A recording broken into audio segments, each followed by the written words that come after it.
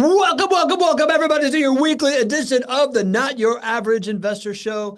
You know, we're starting the year off. There's all these prediction things out there, and our friend Fannie came out with a prediction. Fannie Mae came out with top 5 predictions for 2025. We're going to hit that, our Not Your Average Insights style.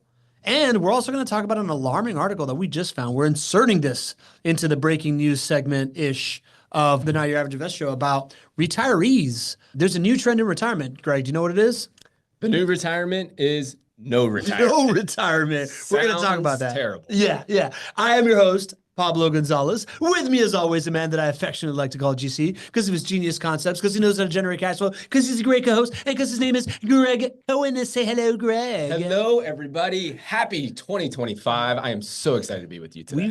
I feel like I haven't been in this studio with you for like a year. Oh, man, I've missed you, buddy. It's been a while, man. And we had the Christmas break. Then you had your ski trip. Oh, man. It's crazy. Good vacation over the holidays. It was the best. Yeah. Not only we went skiing, but the skiing was amazing, but seeing my kids actually have confidence skiing and not fight me to go skiing and to do winter sports is a big win for the dad over here. So big win, buddy. Yeah. You know what's a big win is the way that we always kick off the roll call. Kick off our show in Which 2025. Which is the first roll call of 2025, y'all. We got Chris Lee kicking off 2025 from Fernandina Beach. We got the mystery man checking in from Kuwait. Danny Davies. Good to have you. We got the MVP checking in with the hell of everyone. Mr. Lee Bishop. We got the irregulars, Gary and Rosalind Riley from Marietta, California. We regard you. Who else we got? We got my buddy from Marietta, Georgia, Bob Wiesner in the house. We got the ringmaster in the house.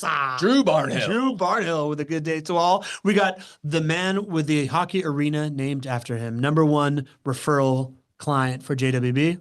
Mr. Roger Voisinet. Roger Voisinet. We got Brickyle Holden. That's a new name for sure. Name. Let me know if I'm pronouncing that correctly. Brickyle, happy to have you. Welcome. Hope you're making a new 2025 resolution to hang out with us weekly with none other than the maven from the mountains of Denver. Leslie Wilson. We got El Gran Amigo. Desde Duval, Bill Shields. Bill Shields with a buenas tardes, amigos. Good to have you, Bill Shields. Tony D is in the house wishing us a happy new year. Big day. Tony D's here. Tony D's in the house. Anthony Ditto. We got Le Monsieur. Reggie Fonse from Leyland, Nebraska. Welcome, Reggie. Happy New Year to you. We got Zenobia Lewis from Stone Mountain, Georgia. Zenobia's back. We got the patron Santorius of Northern Virginia. Michael Santorius. Good to have you, Michael. We got the luck of the Irish in town. Kevin O'Brien. Good to have you, Kevin. Back with us again. We got the man everyone knows in California. Noah Rundari. It's a big show. Noah's here. We've got the #2 Steelers fan of the Not Your Average Investor Show. My man, Lewis Hudnall. Go Steelers. Listen, it's 0-0 when you get to the playoffs. We're going to go for a big victory, even though we haven't seen one in like 2 months. Let's go. Rockland, California. We've got the world-famous composer that you went to see this weekend. That you bought tickets for. I bought tickets to John's show. John Williams is here. He's coming. John Williams, honestly, we don't know, because I've never met John in person. I don't know if this is the composer, John Williams. Sometimes we just assume things, but John Williams is coming to the symphony in Jacksonville, and I bought tickets and sent it over to Pablo and said, look who I'm going to see. John Williams from Long Island, New York. Greg just figured out that after buying tickets to the symphony, that John Williams is, in fact, a famous composer. I'm not the most cultured. I'm from Pittsburgh. I mean, what do you want? Jeff Pettyjohn from Missouri. Good to have you, Jeff. Petty's back. We got the Shaw man in the house. Nadeem Shah. With his trademark good afternoon. Good morning, good afternoon with everybody. Ed Lowry checking in. All right, Ed. He's Mr. 1031. Mr. 1031. Ed Lowry. Is that his name? Yeah, well, Ed, we showcased his properties when we did the 1031 show. Mr. 1031. I just came up with that. Mr. 1031. Look at you. We got the early bird in the house.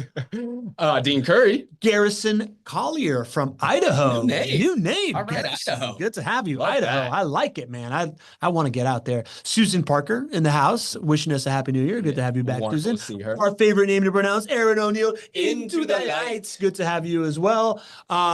Greetings from the Seattle area from a Not Your Average Guest. That's someone checking in from the text. And I hope it's Pamela Myers. Could it be Pamela Myers, our favorite smile from the Seattle area? Who knows? Caitlin Kitchens. JWB teammate representing. Welcome. We got T from Tennessee, Caster, All right, in the house. Good to have you, T. Who else we got in here? Susan Parker's back in the house. Mark Norman, speaking of case studies that we did recently. There we go. All right, Mark Norman. Mark Norman from SoCal. Sunny and windy SoCal. Good to have you. HTTN, good morning and Happy New Year to you, HT. Who else we got in here? Anya Sanchez checking in. JWB teammate. All right, good. Oh, Hall of Famer, first baseman in San Diego. No sweaters needed. Jim Kirko in the house. Mohan Poteri from Fremont, California. Good to have you, Mohan. Misty and Troy Johnson in the house. Great to see you. World famous. Top 10 attendees.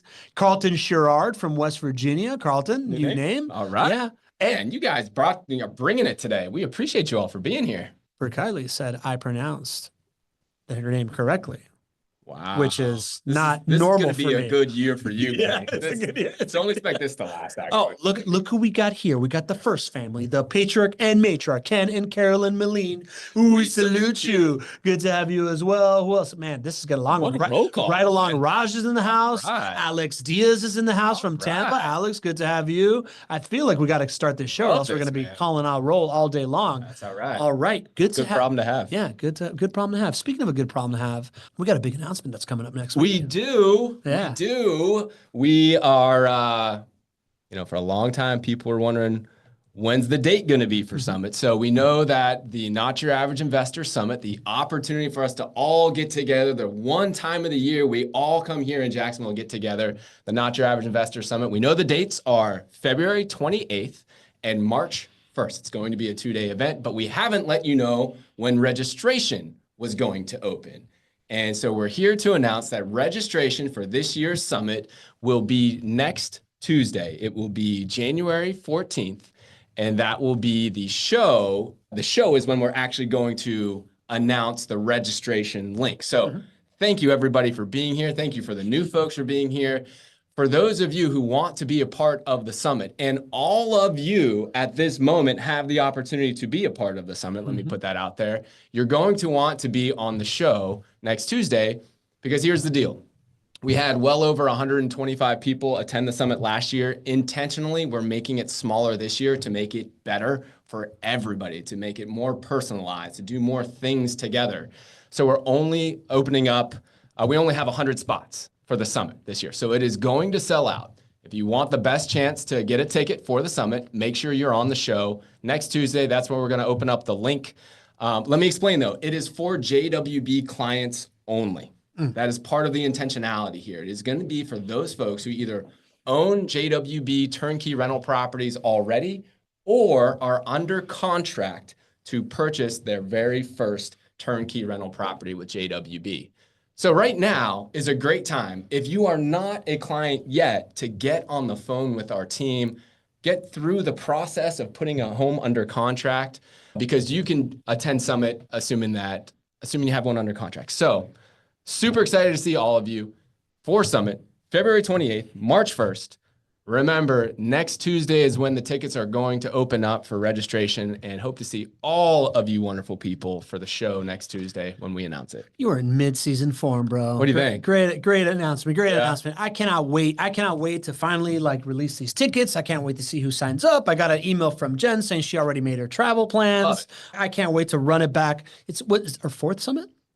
The fourth? Yeah. It's the fourth annual summit. Yeah. There we go. Fourth summit. It just keeps getting better and better. This time it kept getting better and bigger. Now it's going to get better and smaller. We are keeping it tight. We are staying true to our intimate nature here at the Not Your Average Invest Show, to grow community, connect people, keep it small, keep it intimate, and it's going to be a lot of fun. It will be. Super excited. More details to be shared. We'll share more next week and in the coming weeks. Yeah, love it. Oh, Leslie Wilson already booked her 2 plane tickets. Love it. I love that. Nadeem is saying that he's coming for sure. Love that. Okay. Oh, obviously Jane and Lee Bishop will be there to give everybody big bear hugs. Of course. Can't wait to see. Of course. Can't wait to see the MVP. Of course. All right. So that being said, GC, let's dive into insights, man. I want to get to those. I want to get to Alex Diaz is attending. I love that. Love it. I love that. All right, cool. So Fannie Mae came out with these predictions. But first, I want to talk about this little article that we just found, this disturbing trend that is happening. And we were kind of, prepping for the show, saw this new trend happening, this idea that the article title, Meet the Rich Retired Boomers Who Are Now Ultra Frugal because they are scared of going broke even after saving for decades. The TLDR, GC, do you know what TLDR stands for? Too long didn't read. Too long didn't read about this article is they did this poll of 20,000 folks over 50.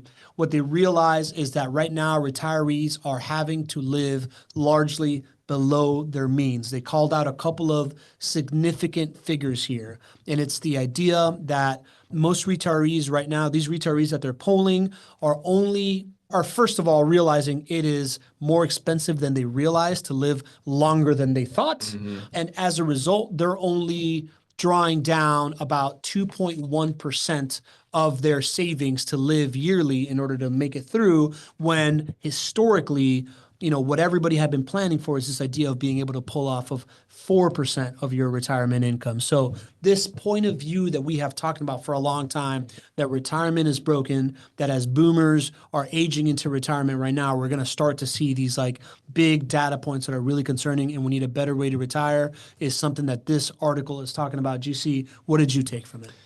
Man, I tell you what, we continue to see articles like this over and over and over again. And I think it is the narrative of this generation right now. It spans multiple generations, but it is this kind of like broken promise that like, if you just did things right and you worked hard and you saved, that you would be able to enjoy your golden years. You'd be able to have a decent retirement. And people are not experiencing that now. As our baby boomers age, this article talked about those folks specifically, and you're seeing it go. To me, it's like it goes from the spectrum of like sad to like downright scary, because in that article, it talked about how baby boomers who had retirement savings were drawing down less than what typical retirees were drawing down. I'll kind of explain this. Like, if you talk to a financial advisor, most of the times what they subscribe to is this idea of the 4% rule. Mm-hmm. They want you to build up enough capital, enough investable capital, that when you get to your retirement years, you can survive, you can enjoy your golden years, drawing down making 4% of a return and using that to fund your lifestyle. That's kind of the 4% rule and the goal. Well, now this study, which is over 20,000 people, they're finding that people are not doing that. They're only pulling down about half of that. Now, part of that is because they don't have the ability to be able to spend that, meaning they don't have enough capital to be able to live off of that, like the principal. Let's say. They didn't save enough to be able to take 4%. So they have to think about the principal as being able to live on eventually. But another part of that is that people are downright scared. There's a lot of those 50-year-old and older folks who probably have the ability to draw down 4%, but they're like, listen, people are living longer, right? Healthcare costs are going up. Other costs are going up. We live in inflationary times and people are concerned about it. So they're either they can't do it, or they probably can, but they're scared. And neither one of those is a good experience. And I think that's where our little circle of the internet and our little circle of community and the world can really help people, because I try to share with folks that investing in single family rental properties is not just about that home that you're investing in. It's not just about that resident who you're improving their lives to. It's also a mini retirement plan for yourself. Right? So that's probably the best end of the spectrum. You got me started on this, so I'm going to keep going. Go for it. The it. downright scary part of this is that in this article, which you guys, maybe we'll put the link in there so you guys can read it. What it talks about is that, and I'm going to make sure I get this right, 30% of folks who are 65 or older are economically insecure, and 43% of 55 to 64-year-olds had $0 of retirement savings in 2022. It's the last time that they had this data. So almost half of the population has zero retirement. So now we're going from just sad, maybe you worked hard and you saved and you had retirement and you just don't get to live it out, to now like, what is half of our population going to do as we all get older and healthcare costs continue to rise? And so it is a very big problem. I want to get very loud about this problem because it's one that we have to solve. And there are better ways to solve the problem and there are worse ways to solve the problem.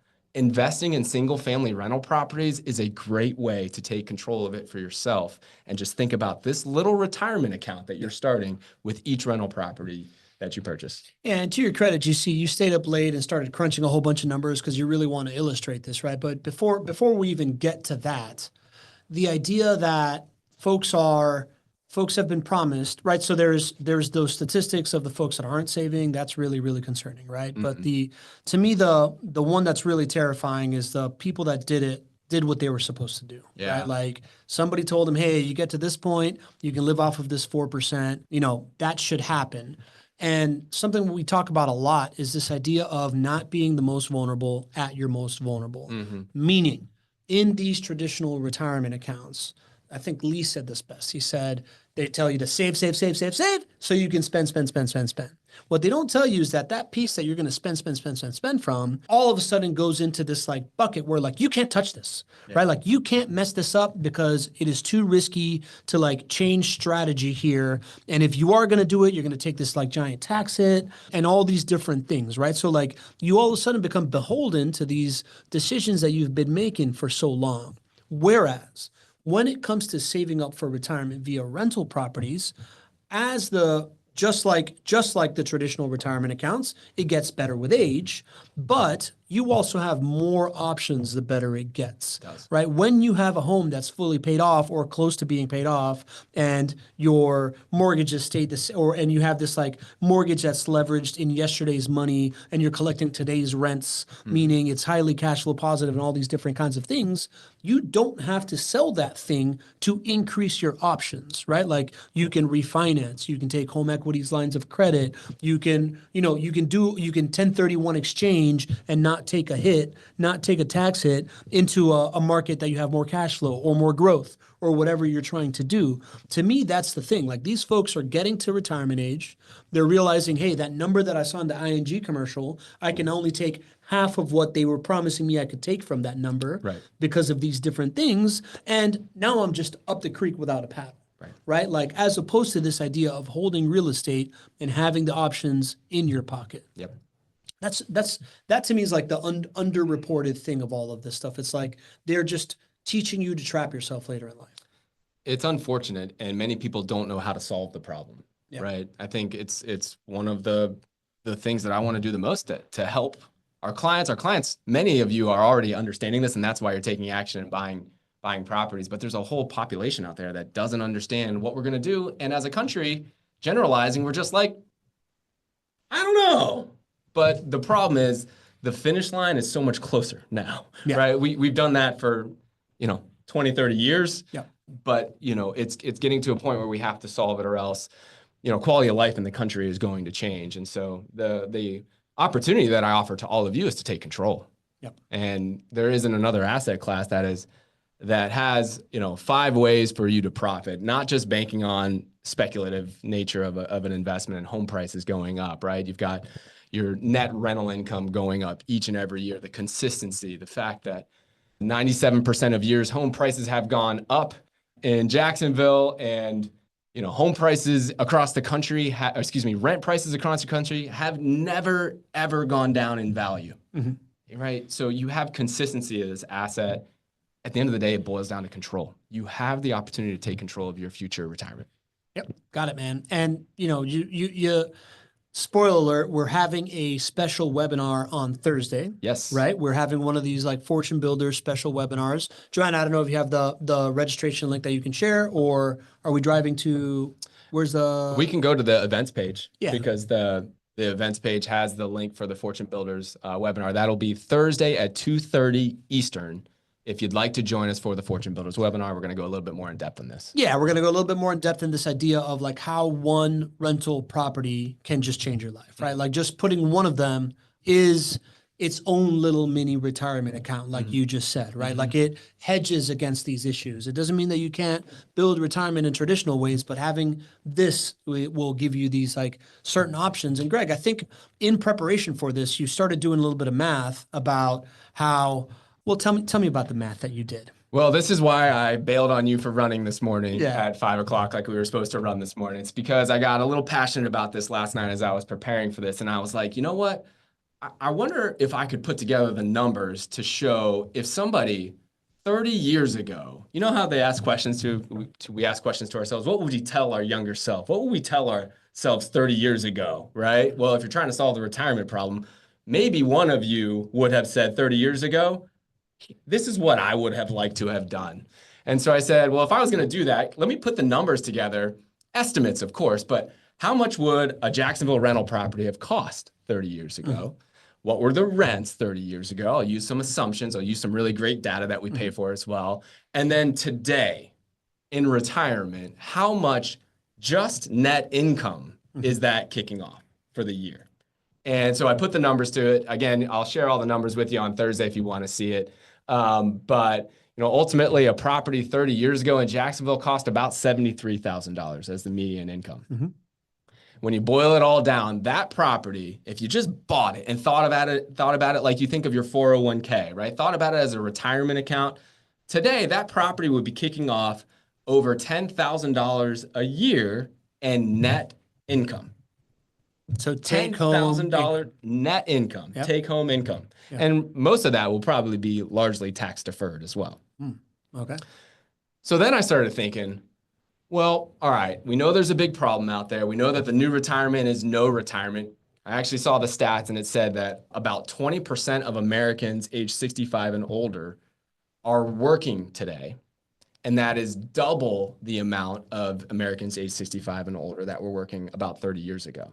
So that means a lot of folks are now taking up part-time gigs or full-time gigs to be able to have enough money to live in retirement.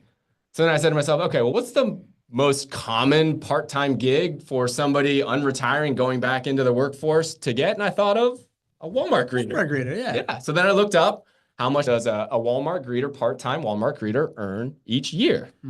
And the number comes out to about 13 grand a year, of which you get taxed on, by the way. Yep. So it requires you to be inside of a Walmart. And requires you to work. So then so to bring it all together, I thought, well, if somebody 30 years ago could have convinced themselves to buy a Jacksonville rental property, what they would have been doing to their 30-year-old self later on in life, their retirement self, is they just would have bought them 840 hours a year of additional time that they did not have to go and work at Walmart.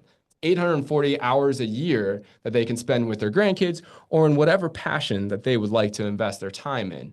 And that is the beauty of buying and holding a single family rental property.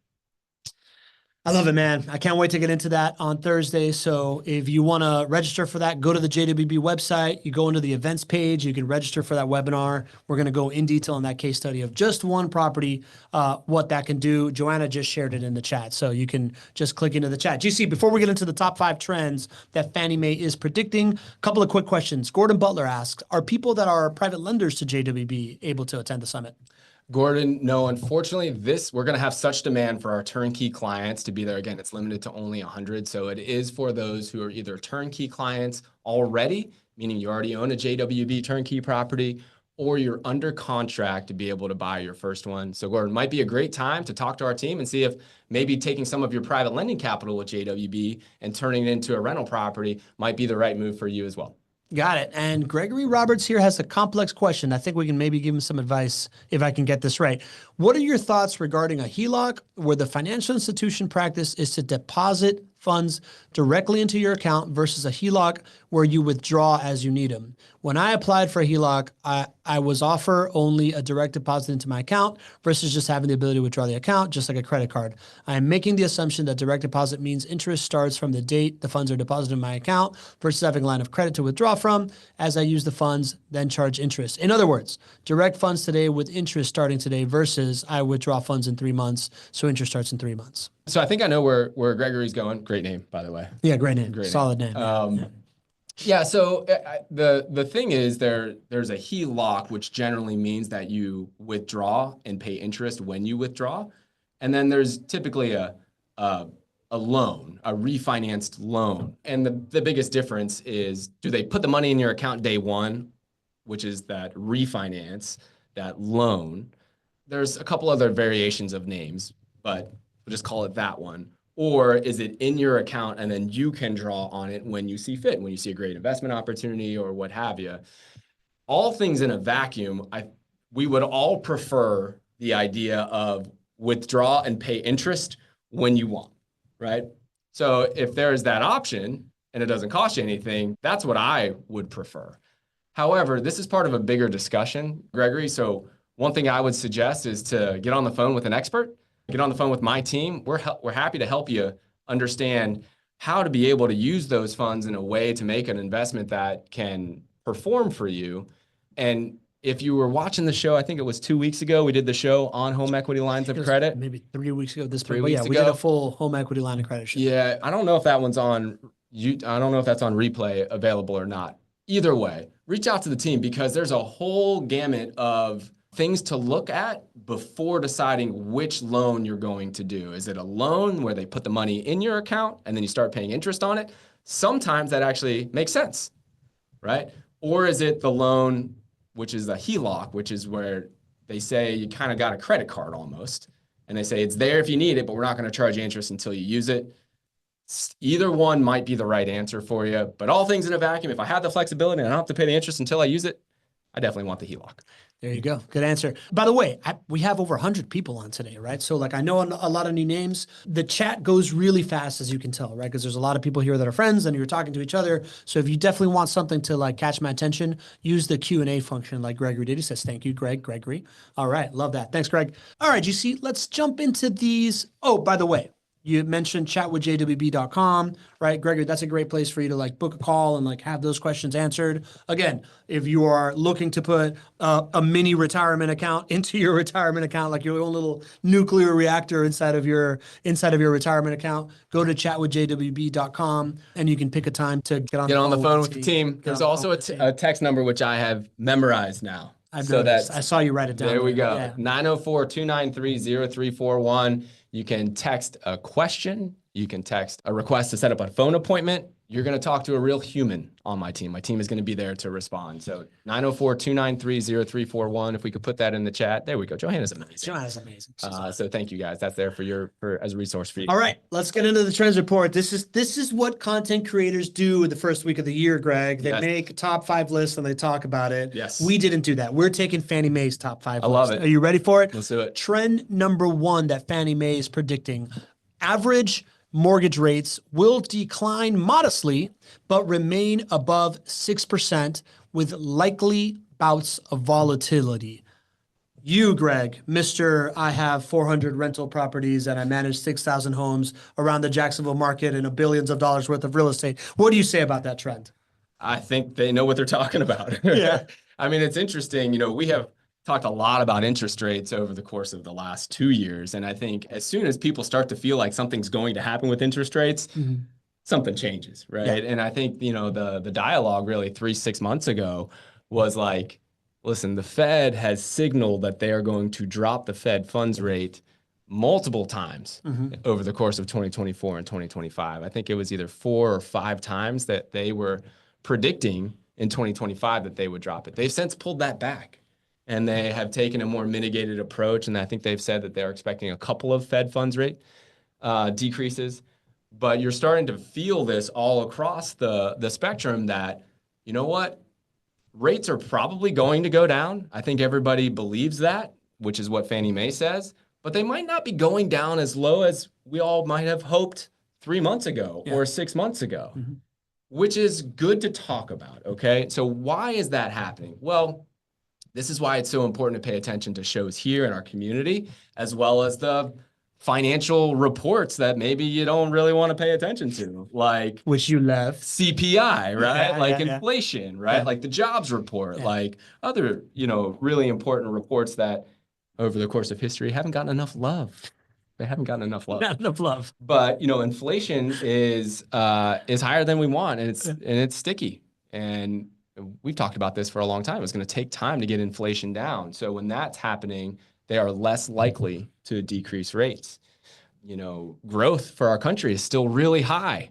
So it's interesting. We all want growth for our country, but growth for our country makes it unlikely that the Fed is going to drop the Fed's funds rate. And when these things are happening, it makes it less likely when inflation's high and when growth is high, it makes it less likely that investors like us or money managers who are controlling large swaths of money are going to invest in 10-year treasuries. Yeah. And that's actually what moves the needle for our interest rates. So our interest rates, our 30-year interest rates on our mortgages are more correlated to what is the yield on the 10-year treasury. So you've got all of these macro factors that are going on, and they're leading to keeping the yield on the 10-year treasury elevated. That means there's not enough demand for 10-year treasuries because the yield and the price are inversely related. So long story short, I agree. I think that rates are probably going to be higher than what we were saying 3 to 6 months ago, but let's just talk about it in real terms. Rates are probably still coming down.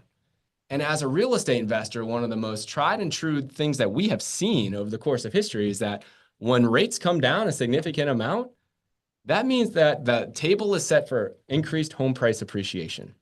So I looked at it. Interest rates right now on 30-year mortgages are about 7% right now. They were down to about 6% in September of this past year in 2024. But right now they've ticked back up to about 7%. What Fannie Mae is predicting is that rates will go down to about 6.1% by the end of 2025. And they're saying an average rate for 2025 will be 6.4%. So long story short, they're still predicting that rates are going to drop. Interest rates, like our 30-year mortgage interest rates, they're still going to drop about a half point to maybe a full point, depending on where you are in the time of the year. And that still represents a great opportunity to buy before likely prices going up. We do expect the Jacksonville market to continue to normalize next year, which means home price appreciation should be here for the Jacksonville real estate market as we go into 2025. So there's still an opportunity to buy before interest rates are going down. And I'll also point out one other thing. JWB has been offering incentives to buy down interest rates. And many times the question was like, well, JWB, does it make sense to take the buy down incentive? Our interest rates our clients are closing at about 5.5% for their mortgages, which is lower than what you're finding out there. Part of that is because of the incentive that JWB has been offering to buy down the interest rates for our clients. So as the narrative has come more about interest rates maybe not going down as much as we all wanted, the value of those incentives and the value of that 5.5% interest rate, let's say, that you could lock up today is even more, because it's less likely that you're going to refinance that in a year or even 2 years. So it's a great time to take advantage of those incentives, because it's likely, let's say if you get to close at 5.5%, that's likely the best rate on an interest rate that you'll be seeing for some time now. All right. So takeaway is you agree with this trend. We still see long-term interest rates. They will be going down. And even though they're not going down as much as we thought that we were, they're still going down a bit, right? Which means that we see home price appreciation happening, because that's what tends to happen. And the opportunity right now in this kind of environment is that if you're thinking about investing, buying down the interest rate is even more attractive right now, because you get to lock in tomorrow's rates today, and tomorrow's going to be a little bit further away also, so that you are locking in that appreciation and that rate and the cash flow at the same time. Yeah. Okay. And absolutely. And then the other thing to add is, guys, we should be tuning in and talking about interest rates a lot, because you know what? It might change next month. The outlook, what the Fed says, what the wonderful financial reports that we looked at say, inflation, jobs, wage growth, everything, it might change. It might be a new story next month. That's just the world we live in right now. Volatility is what they're saying around the interest rate, right? It might happen. All right, cool. Prediction number 2 from our friend Fannie. Existing home sales will remain near 30-year lows, but location matters. GC, what do you say about that? I agree. I don't see any other way you could look at it. Lack of supply is the reason for low existing home sales. That's been the story for the past few years since the real estate market went on fire, post the initial onslaught of COVID. Just to give you a measurable that are not your average investors in this community, we know it very well. I report on it at least every quarter. It's called months of inventory. That's the measurement for how much inventory is out there relative to the number of home sales that are happening. That's kind of like your metric to understand supply and demand in real estate. So just to reinforce the point for lack of supply, Yep. our months of inventory in Jacksonville here as of December is 3.9 months. So that's low. 6 to 7 has historically been a median market, meaning an equilibrium market, meaning you would expect on average normal home price appreciation. So anything less than 6 is a sign that you would expect in a vacuum, you would expect higher than normal home price appreciation. Let me slow you down a little bit, GC, because I see that we have a lot of people on. So maybe there's folks that haven't been, and we got a bunch of new names, right? So you jumped immediately into this idea of like supply being the constraint, right? Like the prediction being existing home sales will remain near 30-year lows, but location matters. What you are saying without saying it is, yes, existing homes are low, but not because people don't want to buy homes. It's because there's less homes on the market because people aren't selling homes. I'm so glad you took a moment to talk through that. Yeah, I'm seeing so many articles out here that are talking about how existing home sales are slumping and existing home sales are falling off a cliff. And it may be data, but it's the wrong perspective. Yeah. It's not like there's a lack of demand for existing homes. There is a lack of supply for existing homes. Yeah. So, and I really feel like in any other asset that you're talking about or any other business, if you're like, listen, I just don't got enough of the stuff, but if people want them, you'd be like, well, man, sales are on fire. Yeah. But for some reason in real estate and in existing home sales, we look at that and the talking heads and the media out there talk about how existing sales have fallen off a cliff. But the problem is there's just not enough supply. It is not a demand problem. Yeah. It's a supply problem. And when I think of that as an investor, I think, oh, okay, things have slowed down, but I want to be the person holding the asset that is in low supply. Yes. Whereas if it was in low demand, I wouldn't want to be the person holding the asset. Exactly. Right. So yeah, existing homes will slow down. That's not bad for investors, right? Because the supply is constrained. You mentioned another thing that if someone hasn't been hanging out with us a while, MOI, months of inventory. And that's this indicator of like the supply demand dynamics happening in the Jacksonville market. It means that right now we're at 3.9. And historically, it's at between 6 and 7. We're below average months of inventory, which means that even though supply is low, the demand is still higher historically than the supply demand, equation. So which means that we expect home prices to not just continue rising, but continue rising higher than the average rate that it normally rises if it's in equilibrium. Well, I'm going to pause you there because as far as how much home prices rise, you can't only look at MOI in a vacuum, which is not the way that you should be making decisions and not the way that we look at the real estate market. One indicator that you would look at as far as what home prices are going to do is what's my MOI? If it's less than 6, you would say, okay, well, maybe I'm thinking higher than normal home price appreciation. Normal home price appreciation in Jacksonville is 4.9%. So a normal market is somewhere, call it around 3 to 5% of home price appreciation. So just because MOI is lower than 6, there's other factors we have to look at. So I wouldn't necessarily say I'm expecting higher than normal home price appreciation. I think a lot of that is dependent on what interest rates do. Yep. And if interest rates stay higher for longer, then maybe it's not 4.9%.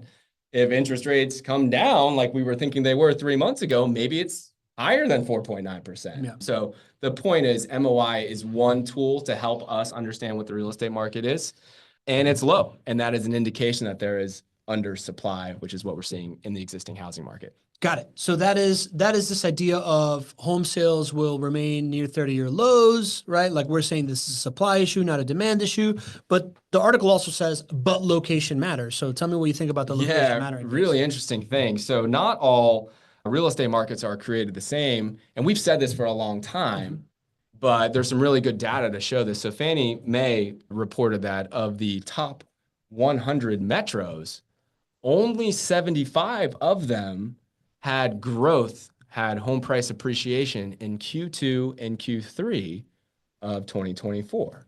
So I'll say that again.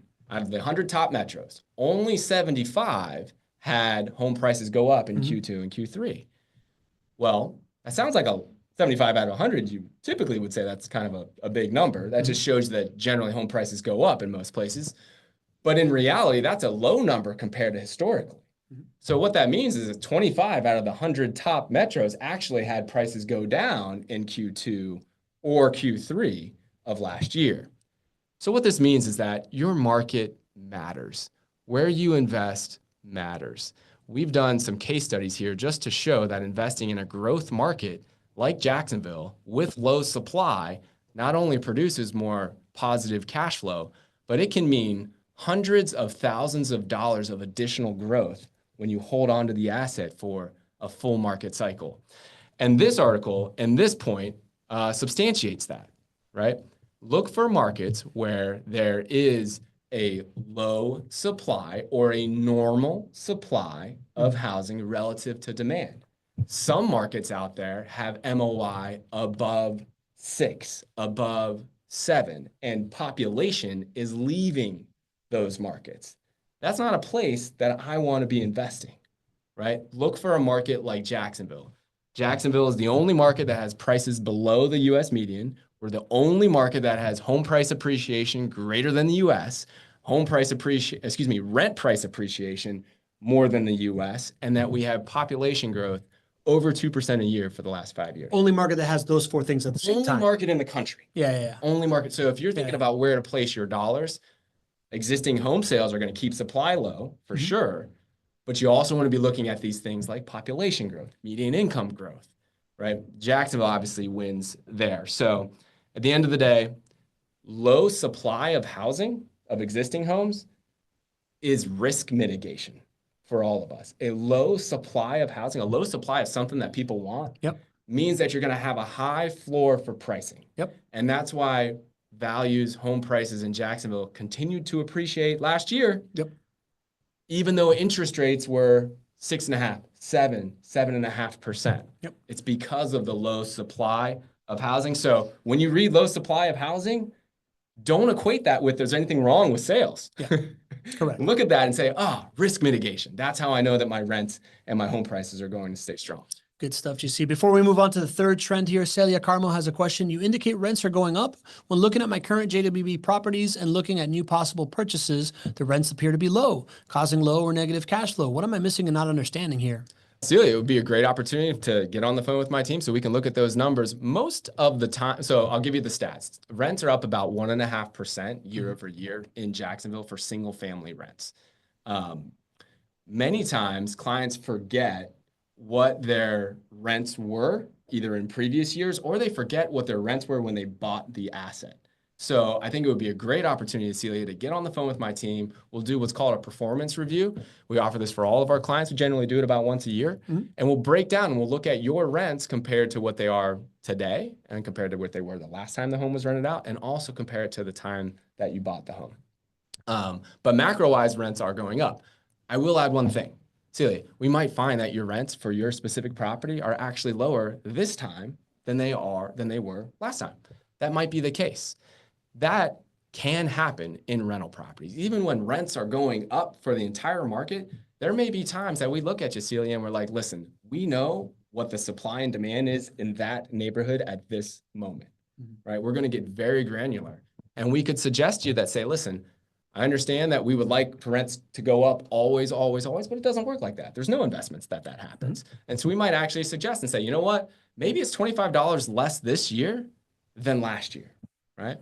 In our last quarterly market update, I shared with all of you that while rents are going up this year and they're up 1.5%, we can call this a soft rental market compared to the normal. The normal rents tend to go up about 3.6% per year. So what do you do to best serve your investors in a soft rental market? We prioritize occupancy over rent increases because vacancies hurt, right? So that's just a little snippet of the conversation that I'm sure my team would love to have with you, Celia. So I would really recommend just send an email to... Doesn't need to. Caitlin's in the chat with her, and she's her portfolio manager, and she's reaching out to schedule a time to chat with her. Perfect. Done and done. World-class customer service. Let's go. Let's go on to the next one. Third trend from our friend Fannie.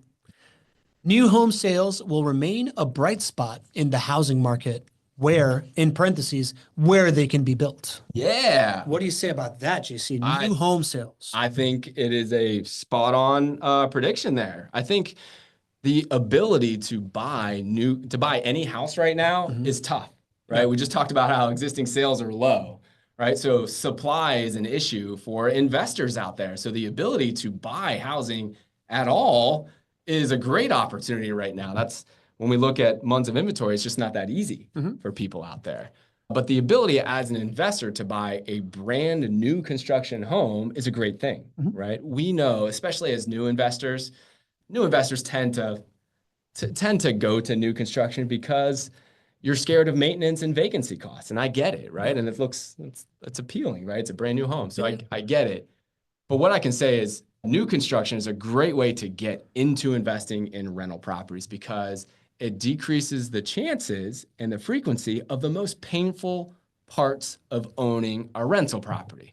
What are the most painful parts of owning a rental property, Pablo? When there is these unforetold maintenance expenses and like these bigger ticket capital items that you got to do every once in a while. Yeah. Maintenance, vacancy, and turnover. Well, in new construction homes, we see slightly less maintenance and vacancy costs associated with new construction. Makes sense. Things break less when they're brand new. So I think this is a bright spot in the housing market. I think this is a bright spot for investors to be able to buy new construction homes. Over 90% of homes that JWB has available right now for turnkey investment properties are brand new construction. And I pulled some cool stats from the article I thought would be kind of cool too.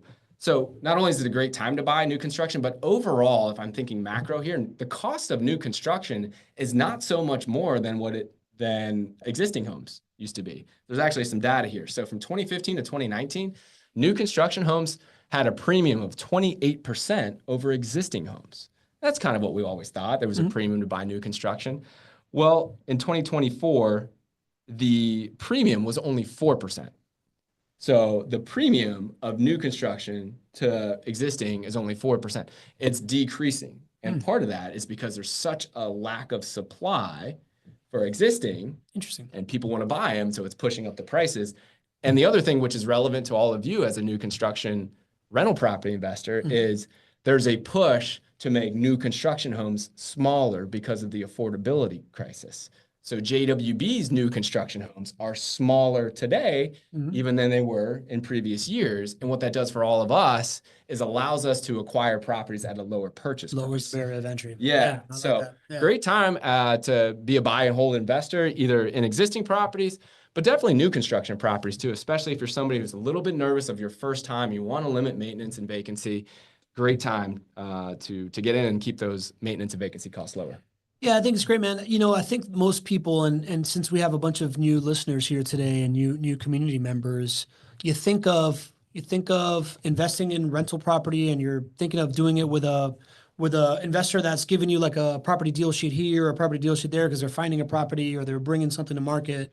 You know, I think it's like really unique that JWB is able to offer existing homes and new construction homes, all vertically integrated under one roof with the same property manager, right? But like what's really unique that JWB has done, which is why you've been on the front page of the Wall Street Journal a couple of times, or at least the first time that you were on the front page of the Wall Street Journal, is that you all figured out that you can bring to market new construction homes in urban infill lots, meaning most new construction built to rent single family homes in the industry are these like big tracts of land that developers find and build like 100 homes in and bring them to market. Those are generally suburban homes, right? Like they're not close to the city center.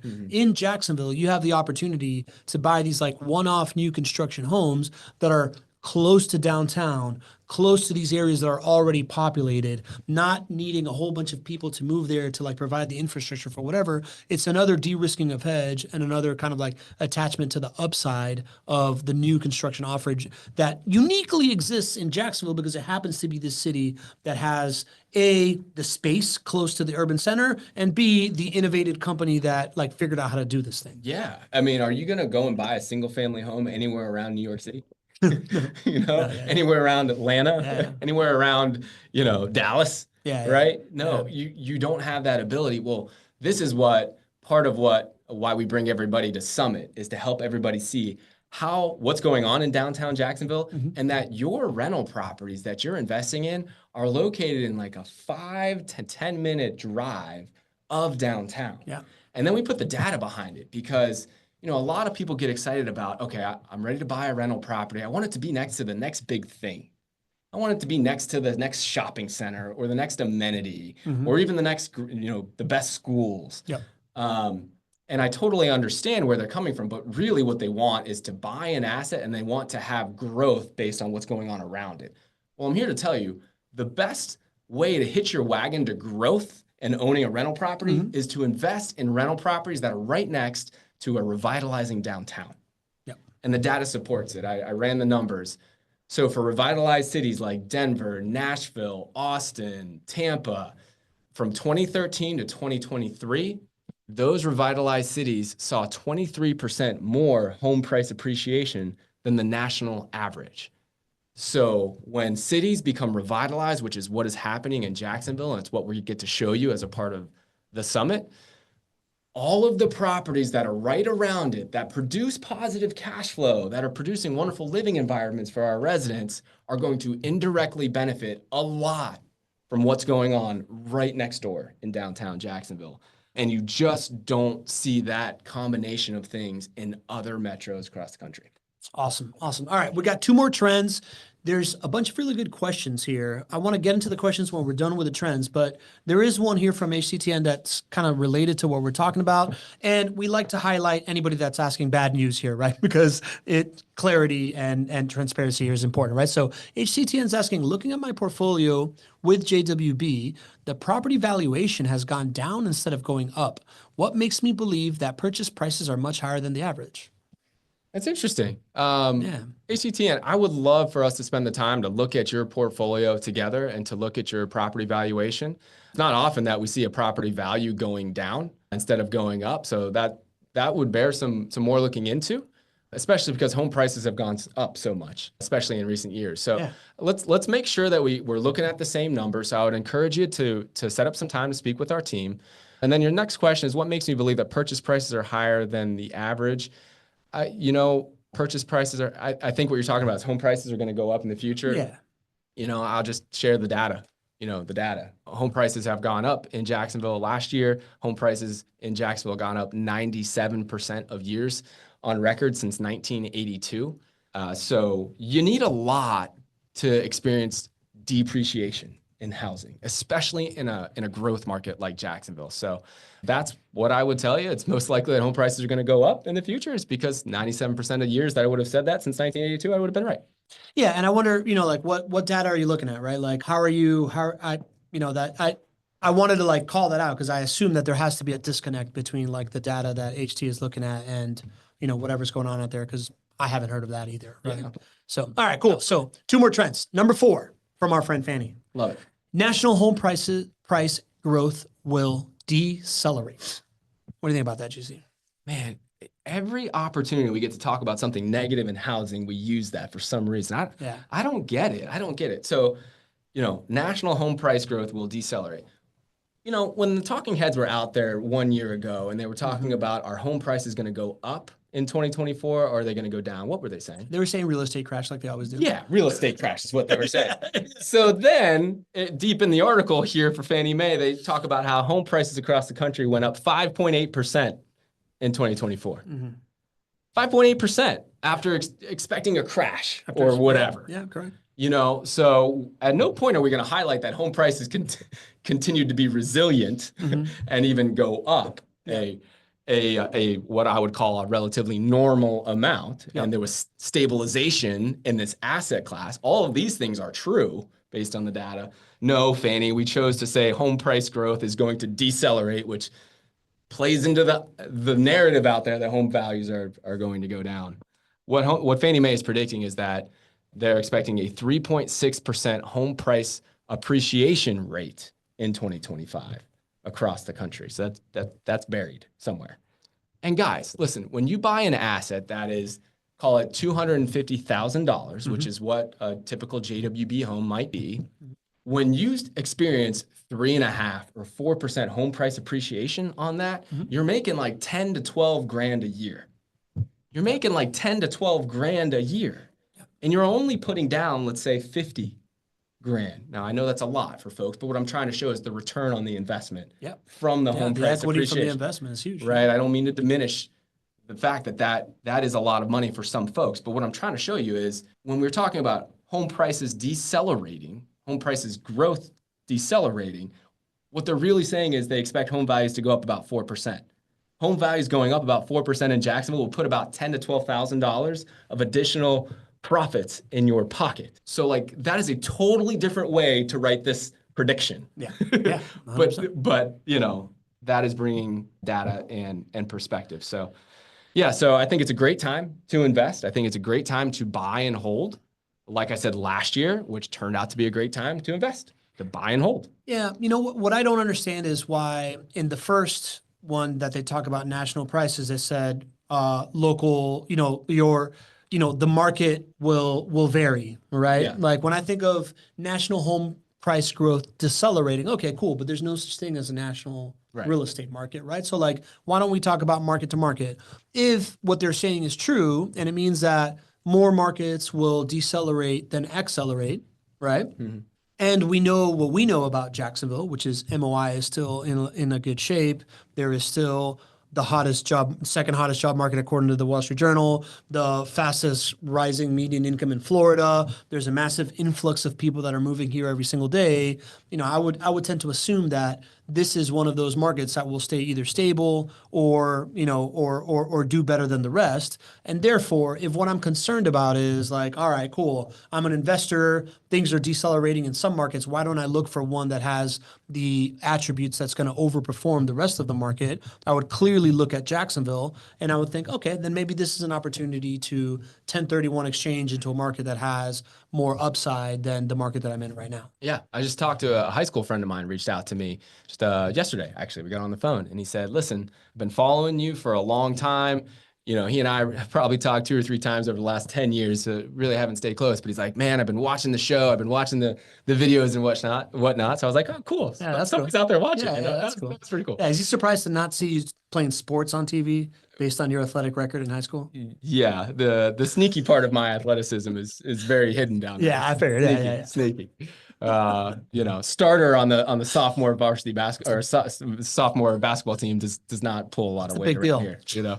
Anyways, so he's got a property in Mammoth, California. It's a mountain home. Loves it. Yeah. I love Mammoth. Yeah. Got about $1 million in equity, and he said, "Listen, I understand that my cash flow coming from it is not what it could be if I would take that $1 million and put it into, let's say, 4 rental properties in Jacksonville, just buying all cash." It's all cash. Yeah. Heck yeah. I mean, that is a very normal train of thought right now. And if it's not a normal train of thought and you have some equity in a higher price market that doesn't have great cash flows, it should become a more normal train of thought because we can do so much more for your retirement by just repurposing those assets, taking that $1 million of equity in that Mammoth home, putting it into either 4 or more properties in Jacksonville can meet more cash flow needs for my friend and then also set up his retirement. So yeah, so I just think, especially with the 1031 show we just did, I think we kind of like opened up that dialogue a little bit more, and I hope clients pay attention to that, especially this year.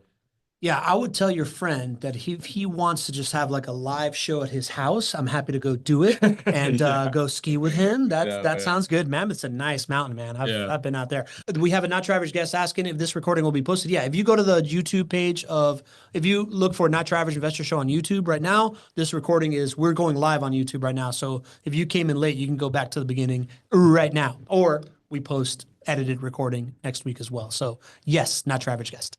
Last prediction from my friend Fannie. Multifamily housing will remain in a holding pattern. Mm-hmm.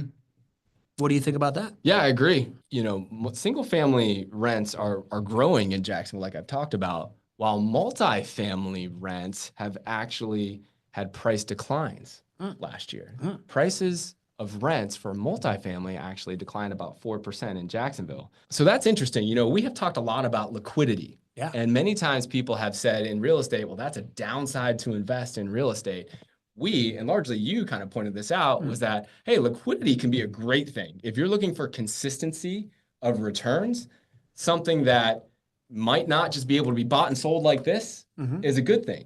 I'll also share with you that something that takes a long time to build in order to solve a supply problem, leads to consistency. It leads to a high floor of pricing. And the interesting thing is people a lot of times will say, oh, listen, I'm only going to buy single families to get to my multifamily because I want to be a multifamily or an apartment investor. And they don't understand that there's different risks. And I think last year when we're talking about rents is a great example of the risks that are there for multifamily versus single family. And on the single family side, you have a supply problem. And it started after the Great Recession when we stopped building houses. And it's going to continue through 2025 because it takes a long time to build houses. Well, in multifamily, we also had a supply problem. And then in 2020, when COVID hit and all this cheap money started getting to play and Wall Street wanted and private equity wanted to get into more apartments, they flooded the market with money. They built a ton of apartments in Jacksonville and in other places in the country, and they solved the supply problem real quick. And the reason why multifamily rents have gone down is because there has been a flood of supply. So actually in single family, it's more risk mitigated when it comes to the supply problem, simply because it takes a long time to build 100 homes versus one project that brings 100 doors in multifamily. There you go, man. Yeah, thanks for calling that out. It's the idea that we all love liquidity, but liquidity also comes with volatility, right? Like, and when it comes to buy and hold investing and what we're doing here, sometimes it's better to have less liquidity. And this idea of being able to bring forward 1,000 multifamily units versus 1,000 homes is a very different equation in the city, which allows for less volatility as well. Well said. All right, GC, that was a good job there, buddy. Do we have a little bit of extra time to jam through some of these questions? Let's do it. Still got 100 people here, so all right, cool. Garrison Collier is asking, have you ever had someone open an LLC, start building business credit for investing, then use that business credit to buy property? Seems like you don't need to be making a big income to do this, ?